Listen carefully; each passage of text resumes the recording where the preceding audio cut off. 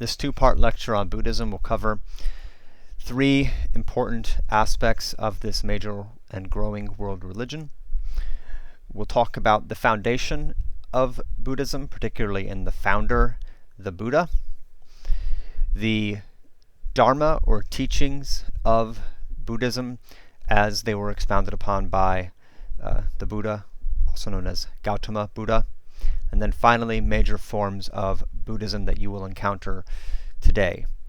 We'll also talk a bit about some of the doctrines of Buddhism, the beliefs, but those will be reserved mostly for in-class discussion, at least when it comes to the details.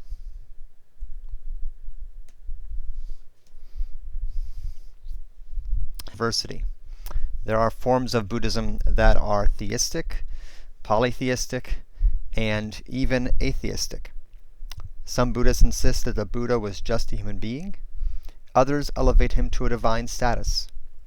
Most forms of Buddhism are what we might call spiritualistic. They favor a mild asceticism. Others are materialistic and even sensual. This diversity contributes to the success of Buddhism. Buddhism has spread far and wide and continues to do so because the Buddha himself taught that his teachings should be adapted to different cultures. We'll cover the diversity of Buddhism later, but first we should begin with the origins of Buddhism in a man named Siddhartha Gautama. Legends have grown around the figure of the Buddha. All of them agree that he was born a prince. But before he was born, a god visited his father and foretold that his wife would give birth to a son, and that he would either be a great king or a great religious teacher. His father preferred that his son become the latter, so not only was Siddhartha Gautama born into luxury, but he lived a sheltered life.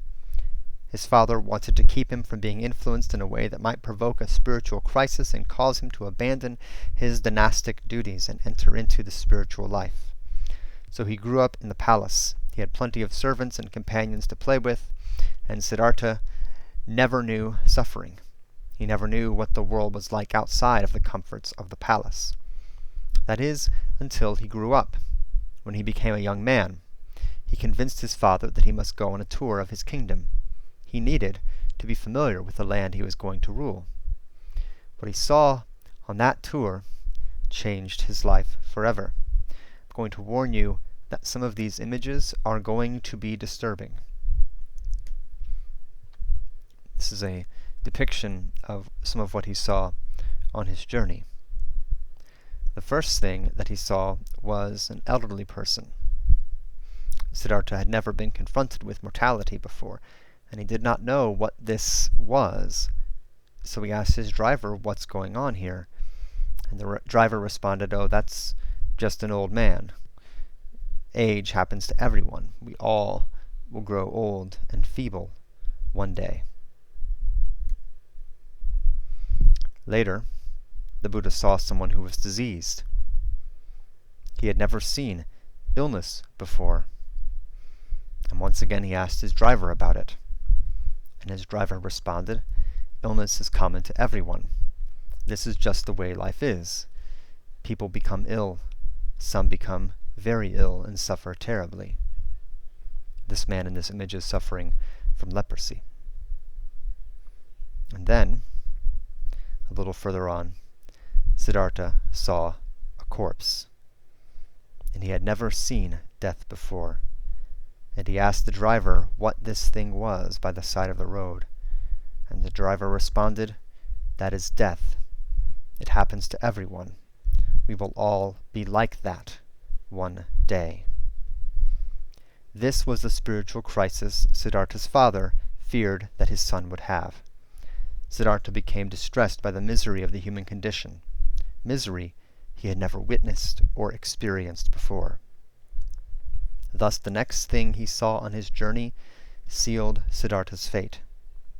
He saw a Hindu ascetic. He saw a holy man.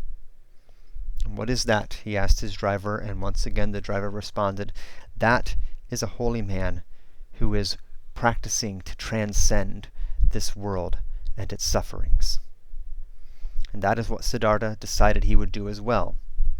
So he snuck out of the palace one night, and he never went back.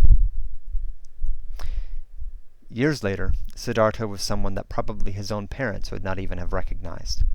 He and a few other individuals sought to strengthen their souls by emaciating their bodies. They endured long periods of self-deprivation, and they meditated constantly. Some reports say that Siddhartha's self-denial was so severe that he could grab his own spine from the front of his body. Still, Siddhartha did not attain the enlightenment he sought. As he lay near death one day, he had something of an epiphany. He realized that the life he was now living was just as excessive as the life he had lived as a child in the palace. He was living a life of extremes. If he could not expect extreme luxury to help him achieve enlightenment, why should he expect extreme asceticism to do the same? Surely, he realized, the truth must lie in the middle way. So Siddhartha refreshed himself with food and drink, and he went to meditate under a Bodhi tree. And he meditated day and night, refusing to leave until he achieved enlightenment, which he did. He realized the core of what became his basic teachings, the core teachings of Buddhism. These are called the Four Noble Truths. The first is that suffering exists. This was something he had witnessed as a young individual when he went on his tour as a 20-something prince, and then it was something he experienced on his own as an ascetic. The cause of suffering is desire. At least that is the way this second noble truth is usually translated. Suffering is caused by desire. But desire isn't the best word to use here, because if I don't have desires, I cannot achieve enlightenment. Desires are normal and natural. I desire food, I desire drink, I desire friendship. These are healthy choices. These are healthy desires, and I need them. I desire to become a Buddha. So it is better not to say desire, but to say suffering is caused by attachment. Suffering is caused by desires that I am not willing to release, desires that I cling to. So in the third noble truth, to end suffering, you must end attachment. I must cut off the vine at the root. This is the middle way.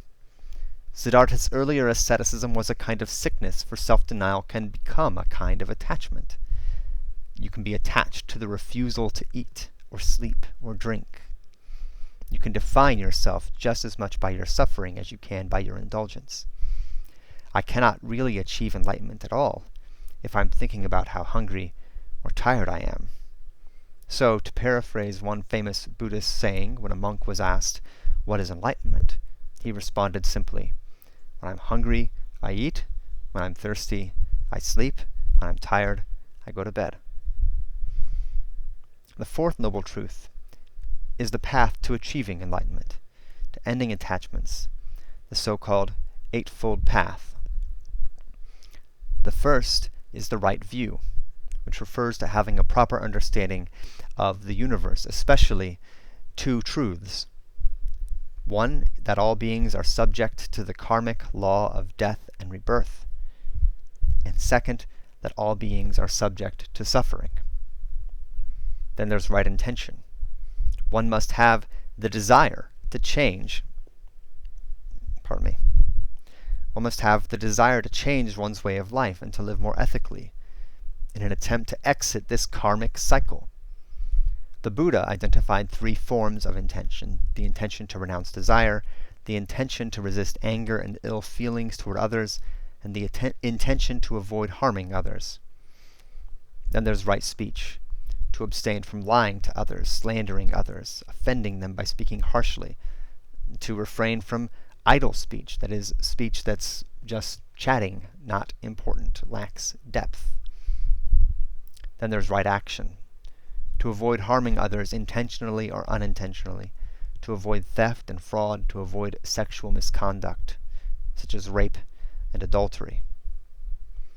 Right livelihood refers to having the right kind of job, a job that does not harm others or facilitate in harming others. Excluded jobs include dealing in weapons, because weapons are used to hurt people. Someone who deals in living beings, such as animals raised for slaughter, the slave trade, or prostitution. A person should not be a butcher, nor should someone deal in poisons, drugs, or alcohol. Then there is right effort, to apply the whole of one's mental energy to keeping the Eightfold Path, which means that one should try as hard as one can to have the right kind of view or knowledge, to speak properly and to avoid harming others. Right effort means simply try, really try. Right mindfulness, to be ever aware of one's state of mind, to contemplate upon the body, one's feelings, one's thoughts, and what appears before a person, what one thinks one sees. Right concentration or meditation, to direct one's mental faculty to the contemplation of one object, namely the attainment of enlightenment by keeping the Eightfold Path. To this end, Buddhists prefer to employ forms of meditation as guides to help achieve adherence. For instance, note that although one might have the right kinds of knowledge and the intentions, right speech and action and livelihood, this is only attained by right effort and mindfulness. In other words, in order to try, we need to think properly, but most of us don't have the mental equipment necessary to apply the whole of ourselves to having the right kinds of actions and words and livelihoods. So in other words, we cannot really do the right thing unless we are able to think the right thing, unless we are able to overcome the temptations and distractions of everyday life. So we must practice mental exercises to strengthen the capacities of the mind in order to behave ethically. This is the Dharma. Dharma just means teaching. The teachings of the Buddha are Dharma, but Dharma does not just mean belief. It connotes living in a way that conforms to one's belief. So Buddhism talks about taking refuge in the Dharma, which means not only to believe the Eightfold Path, but to do it. Do not just believe that it is wrong to be a butcher. Don't be a butcher. When you do that, and you are on the path to enlightenment. But what is enlightenment? In a word, enlightenment is to escape samsara. Buddhism arose in the context of Hinduism. Nepal, where the Buddha, Gautama Buddha, was born, is between China and India, modern-day China and India, and Nepal, modern-day Nepal as well. Buddhism assumes a basic Hindu cosmology when it comes to the human condition. Our souls are attached to things, and this attachment keeps us locked in samsara. We are born and die again and again and again until we achieve moksha. Buddhism refers to moksha, this escape, as achieving a state of nirvana. Nirvana is not heaven, but it is what happens to a Buddha after she or he dies. You pass into nirvana after death or upon death. You become one who is truly and fully enlightened. Nirvana is the state you enter into, that a Buddha enters into after death. Existence beyond all suffering, existence in union with everything, existence in a way that nobody can really describe, because only those who have entered it can describe it, can explain it. I said that you may become a Buddha, and that is true. Buddhism teaches that Siddhartha Buddha was not the only Buddha, or Gautama Buddha was not the only Buddha. A Buddha is simply an enlightened person. Buddha means awakened one. Siddhartha was not the first Buddha, and he will not be the last Buddha. He was simply the first teaching Buddha, the first public Buddha, the first Buddha to share the path to enlightenment with others.